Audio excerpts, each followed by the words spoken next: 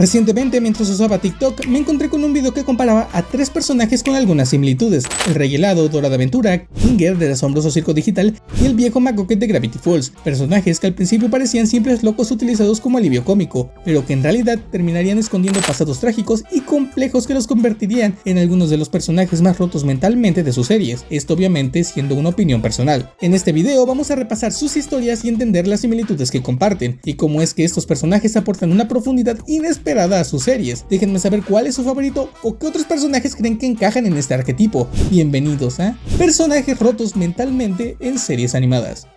Suscríbanse al canal para llegar a los 10.000 o golpea a ese sujeto. Ay no, por favor. ¡No!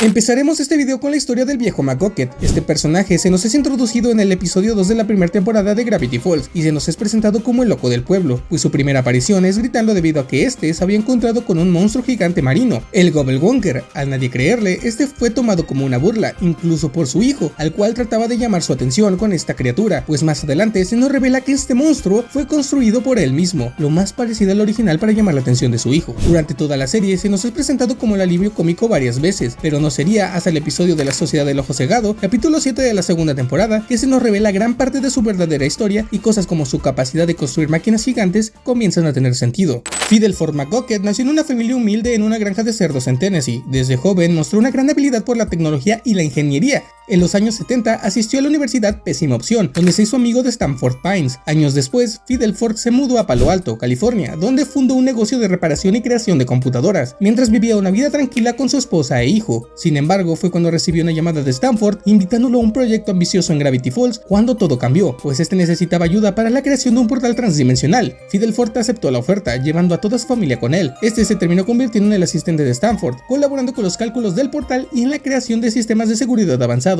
Sin embargo, un día en una expedición, este terminaría teniendo un encuentro traumático con el Gnomo, una criatura aterradora que casi acaba con su vida. Este evento traumático fue la gota que derramó el vaso, pues este lo impulsó a crear el arma borramemoria, una máquina con la capacidad de borrar la memoria y el recuerdo que sea. Fidelford comenzó a usarlo en sí mismo, intentando eliminar los traumas que iba acumulando en el pueblo. Sin embargo, el uso repetido de esta máquina comenzó a deteriorar su mente, deterioro que pudimos ver en una grabación gracias a que recuperaron sus memorias. Este fundaría la Sociedad del Ojo Cegado, una organización secreta dedicada a borrar los recuerdos en el pueblo. Eventualmente perdió la cordura por completo, siendo ese momento donde todo el mundo lo comenzó a conocer como el loco del pueblo. Su locura alejó a su familia, su esposa lo abandonó y su hijo sentía tanta vergüenza que evitaba visitarlo. Desesperado por atención, McGucket comenzó a construir máquinas destructivas como el Gobblewonker, intentando llamar la atención de su hijo, siendo que lo que alguna vez fue una mente de alguien inteligente, estudioso y cuerdo, terminó rompiéndose por completo. Sin embargo, durante el resto de la serie se le vio constantemente recuperando sus memorias y a ser más cuerdo hasta el punto de ayudar a los protagonistas a vencer a Bill. Si bien durante toda la serie se le vio en su momento más bajo, considero que tuvo un buen desarrollo de personaje. Hora de Aventura, sin duda, es una de las mejores series de Cartoon Network, con una gran variedad de personajes y un vasto mundo. Entre ellos se encuentra el Rey Helado, quien es introducido en el tercer episodio de la primera temporada. Al principio se presenta como un personaje loco que gobierna el reino de hielo, disfrutando de secuestrar princesas de todo viéndolo como un hobby de coleccionismo, con el propósito final de conquistar a una y poder casarse con ella. Después de capturar a Finn y a Jake, estos idean un plan para poder salvar a todas las princesas, derrotándolo para finalmente dejarlo inconsciente junto con sus pingüinos. Durante casi toda la serie se muestra el personaje con acciones erráticas e impulsivas, pues constantemente es el alivio cómico y sigue tratando de conquistar a las princesas raptándolas. Sin embargo, no sería hasta los especiales de Hora de Aventura, Secretos Navideños, primera y segunda parte, donde finalmente se nos empieza a dar una introducción real a su trasfondo e historia. El Rey Helado, cuyo nombre real es Simon Petrikov, era originalmente un humano normal y corriente que se dedicaba a estudiar para convertirse en un anticuario. En una exposición de objetos mágicos, conoce a una joven llamada Betty, con quien termina teniendo una relación y empieza a dirigirse a ella como su princesa.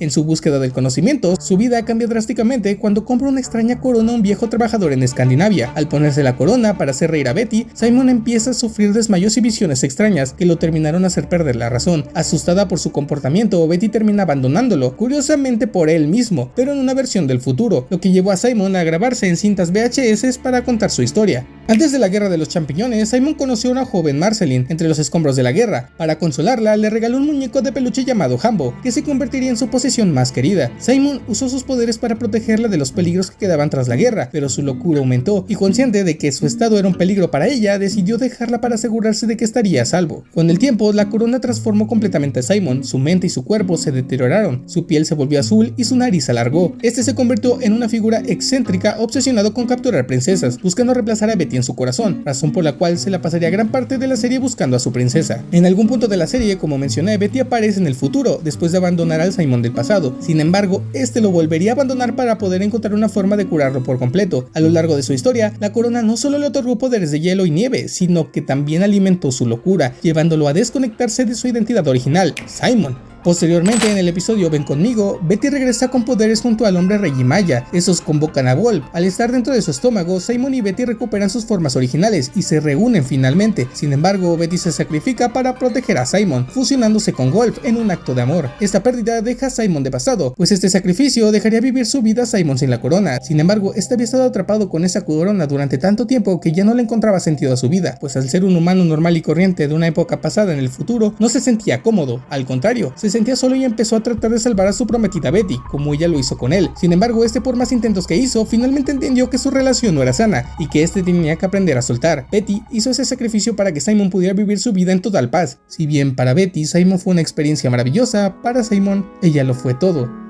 Aún así, Simon comprende que todo lo que hizo Betty por él fue sin esperar algo a cambio, pues para ella ese era su final, pero para Simon aún no. A lo largo de la serie, Simon enfrenta amenazas del pasado y reflexiona sobre sus decisiones. De esta forma fue como es que alguien inteligente, estudioso y cuerdo terminó roto y entrando en la locura, para finalmente ser salvado por alguien que para él era su vida.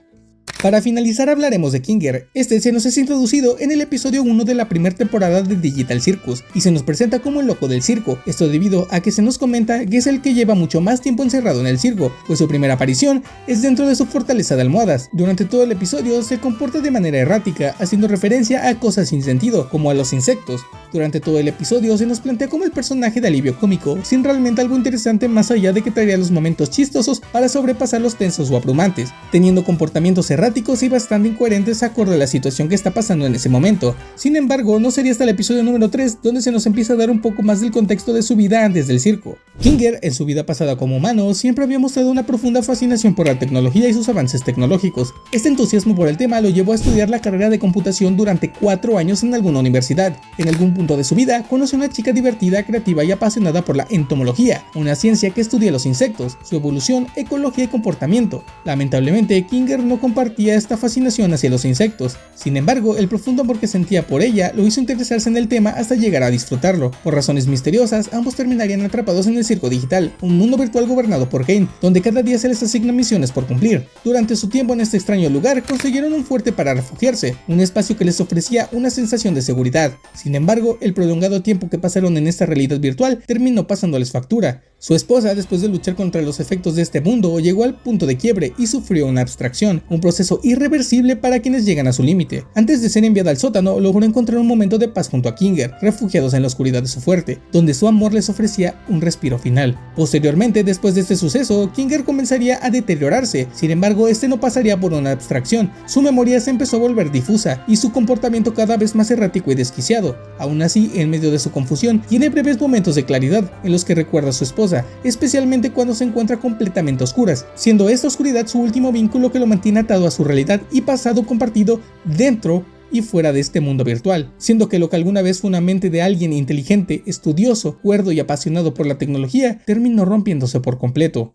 Creo que es obvio que uno de los puntos clave para conectar a estos personajes es el gran parecido en una primicia, y es que estos tres personajes eran personas cuerdas y estudiosas que por cuestiones del destino, ya sean traumas, defensa personal o conocimiento, terminaron rompiéndose por sus experiencias traumáticas, hasta llegar al punto en el que se nos presenta desde un inicio en la serie, y el ir conociendo a estos personajes constantemente hasta finalmente toparnos con su verdadero origen, hace que nos interesemos más en ellos. A día de hoy, es posible que sigamos viendo más de estos tres personajes, pues el viejo McGucket es mencionado varias veces en el libro de Bill. Simon Petrikov es probable que regrese en uno de los spin-offs planeados de Hora de Aventura o para una nueva temporada de Fiona y Cake, mientras que por otro lado, Kinger lo veremos en los nuevos episodios de Digital Circus. Pero comenten, ¿qué otros personajes entran en este molde y cuál es para ustedes su favorito? Les recuerdo que tengo Twitter e Instagram, donde publico constantemente y tengo las comisiones activas, así que si quieren un dibujo vayan a comprarme algo. Además, las donaciones de este canal están activas por si quieren donar algo en el canal, o no, o nada, no sé. Yo digo que sí, pero no sé. ¡Sok! ¡Cállate! Chico especial, natural, poco en verdad, es Sok underline, singular. Un youtuber particular. Y hoy les va a enseñar a reseñar eso con Sok underline.